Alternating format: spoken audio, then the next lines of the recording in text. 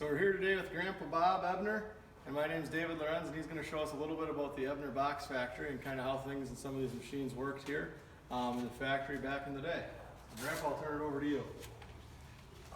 This machine is a veneer lathe, and it was invented about 1850. Up until that time, if I needed a little thin piece of wood like this, the only way I could have gotten it would have been with a saw.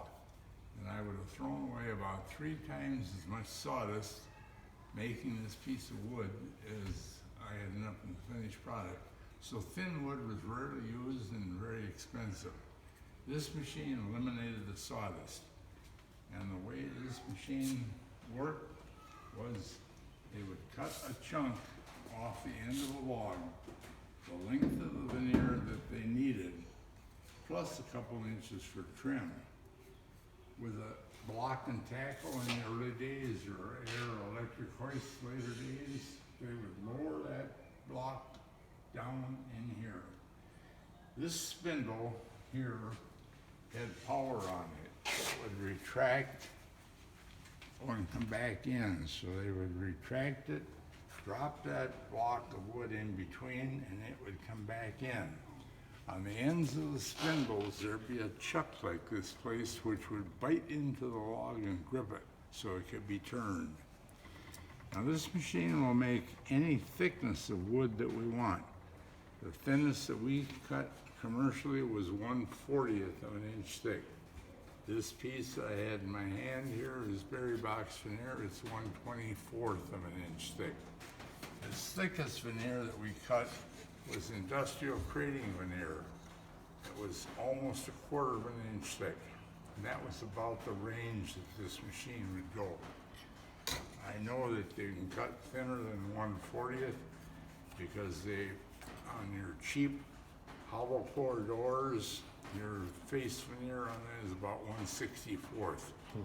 So, now, after we got the log is in the machine and it rotates, the veneer knife is a red bar down in there. It's controlled by gears, which we have to put on for every different thickness of veneer that we cut. Today we put the gear on for 1/24. So every time this spindle made one complete revolution, the screw thread had moved that knife and the carriage it's in forward 1/24 of an inch. So literally, as the log rotated by that knife, it sheared 1/24 of an inch of wood off the outside of the log. And it came out of the back of the machine like paper off a toilet paper roll, one long continuous ribbon. The people behind would catch that ribbon, pull it out onto a long table. When they had a piece of the length of the table, they would rip it, feed another sheet over the top, and build up a pack about 1 inch thick. The next machine is a guillotine or a clipper. There, the man on the front would take that inch pack of veneer and that clipper work reciprocating up and down like this. You would take that pack of veneer and slide it under the knife when it was up against the stop on the backside. The knife would come down and shear that pack off. A person on the back would time it, lift that pack out of the way, leaving an opening so they could repeat the process. That,